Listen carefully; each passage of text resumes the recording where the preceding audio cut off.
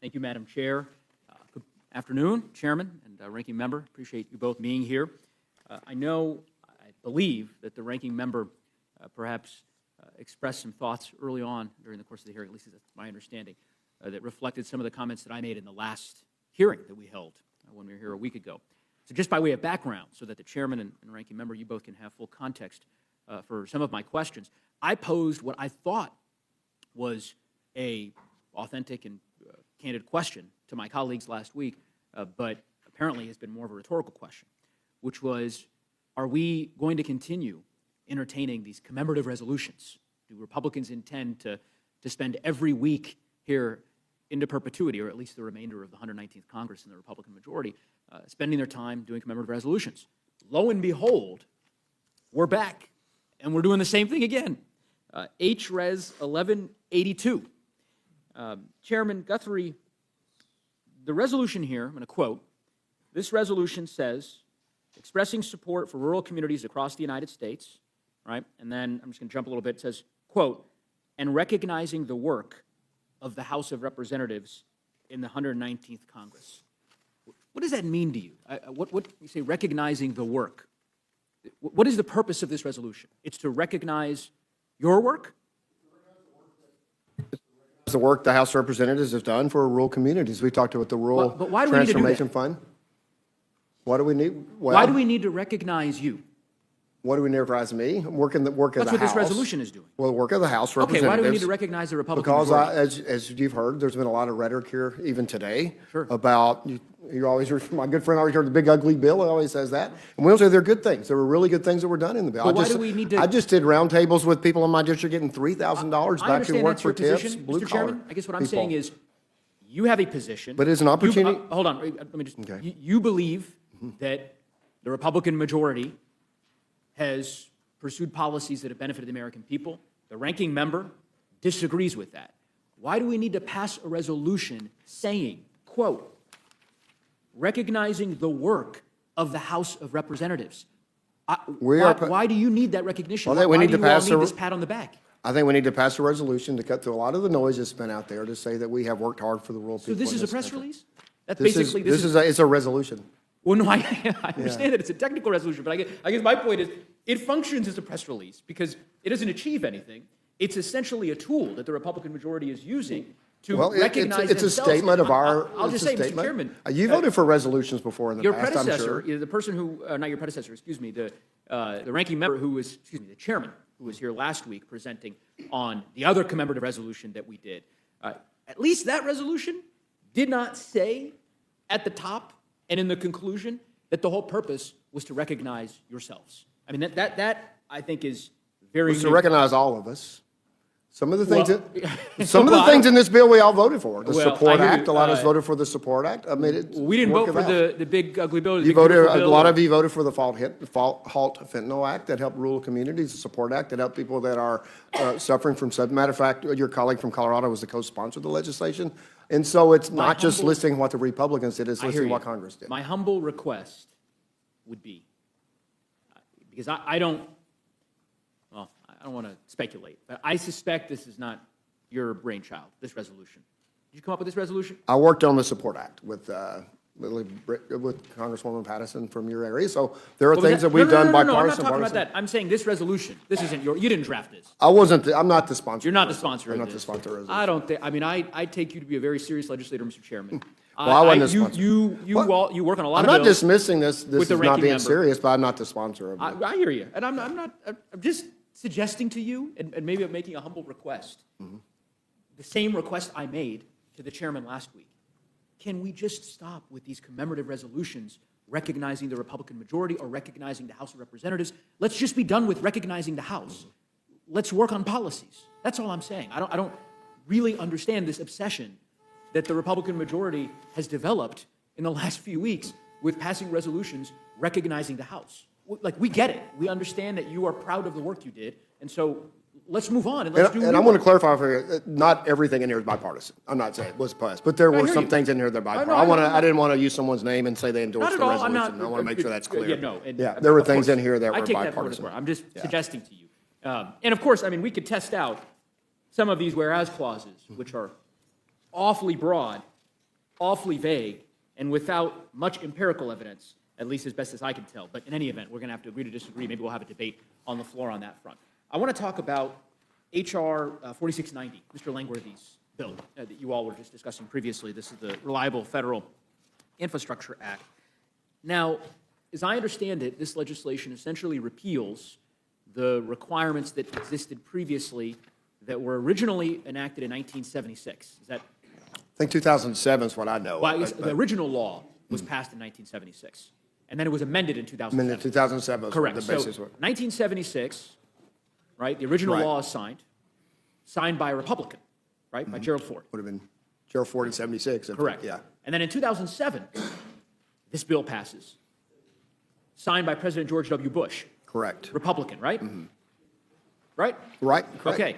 I went back and looked. Do you know how many House Republicans voted for this mandate that you're now trying to eliminate? I don't know. I don't have the answer to that. 95 Republicans. 95 Republicans. A lot of them are still here. In fact, some of them are on your committee. Mr. Bill Crayas, I don't want to pronounce this right. Bill Crayas, is that? Bill Rackus. Rackus. Bill I think- Rackus. 2007. Was he here in 2007? He was. His father was here too, so I don't know if it was him or his father. Oh, maybe but is this his son, Gus? I don't know. Yeah. Bill Rackus, his father was in Congress. All right, well, I'm not, I'll have to. I'm not dig sure. in. He could have been here too. I don't know Maybe which it's one him, that would have maybe been. it's his dad. Yeah. Regardless, there are 95 Republicans who voted for that bill. I will say to her, the Madam Chairwoman did not vote for it. I went back and looked, and she was against these, this mandate in 2007, and I take it as against them now. I'm sorry. My colleague was here in 2007. I think came he was. before I was here, so he would have been Correct. here. But his father, he followed his father. That's here. okay. Yeah. In any event, we can go through his family legacy later. The point is this: 95 Republicans supported this, thought this was a good idea, thought it was a prudent thing to do. George W. Bush agreed. This Republican Party that you're a member of, very different than I think the Republicans that most of the country has been accustomed to in the past.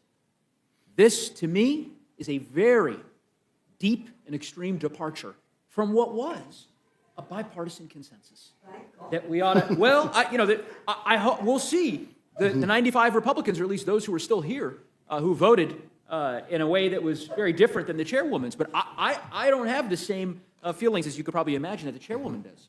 I think that we all should have deep regret at the fact that what used to be a bipartisan consensus is no longer the case. And Ranking Member Pallone, I don't know if you care to expound on this. I don't know if you were here you were here. Of course you were here. So you remember this well. But I guess what I'm getting at is it's remarkable to me that there was a time when trying to achieve consensus on issues like this was something that was valued and revered, and now that's no longer the case. And you're unwinding mandates, not Democratic mandates. These are Republican mandates, Republican requirements. Don't lay it at the feet of Democrats.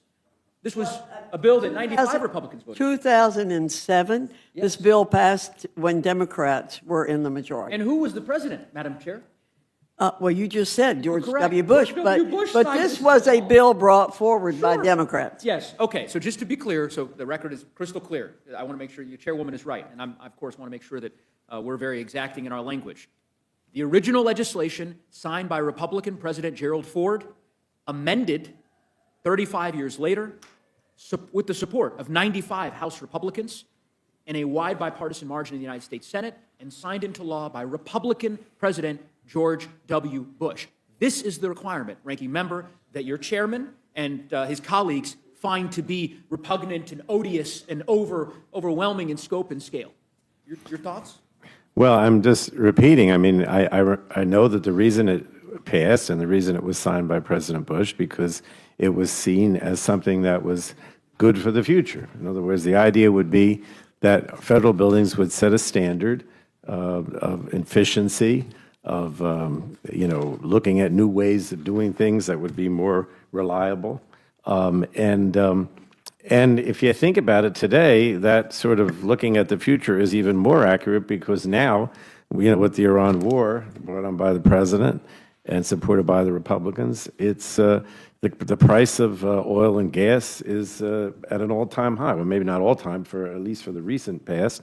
And so they were trying to come up with ways at the time on a bipartisan basis to make things more efficient and not rely so much on oil and gas in the future because they knew we had to diversify. The understanding that was there on a bipartisan basis is more true today than ever. Yeah, I couldn't agree more, Ranking Member, and I know we're going to have a fulsome, robust debate on the floor, so I hope I have a chance to debate my Republican colleagues who were so effusive in support of this 20 years ago, who apparently have changed their tune. One final question for the chairman. I know the chairwoman will indulge me here, given our colloquy previously. So I just want to go back to HRES 1182. This is the celebratory resolution extolling the virtues of the work that's been done by the Republicans in the 119th Congress. I assume this applies to, I mean, it's a lot of the policies you're listing here were bills that were passed last year, right? Last fall, last winter, last spring. Is that This winter, some this winter. okay? Yep. And you said you're not the sponsor of this bill, correct? Not the sponsor of the bill. Who's the sponsor of the resolution? Congressman Fuller, the How new long member, has Mr. Fuller been in Congress? he was sworn in last week. So 5 days? I don't know that, can't Yeah, count the 6 days. days. Yeah, last week. Kind of fascinating that somebody who's been here for 6 days is the author of a resolution applauding the House Republican Conference and all the work that it's done for the last 14 months. I suppose that's not from personal knowledge. Maybe that it's from reading the press releases from from the House Republican Caucus, perhaps. What you just watched isn't really about one resolution. It's about how power is used inside a legislature and what lawmakers choose to prioritize when they have limited time and political capital. That exchange between Joe Neguse and Brett Guthrie pulls back the curtain on something most viewers don't usually see: the difference between governing and messaging. At the center of Neguse's argument is a simple but powerful idea: Congress has finite time, and every minute spent on symbolic resolutions is a minute not spent on actual policy. These commemorative or recognition resolutions don't change law, don't allocate funding, and don't directly impact people's lives. They're often used to send a political message, signal priorities, or shape public perception. That's why he presses so hard on the question, what is this really accomplishing?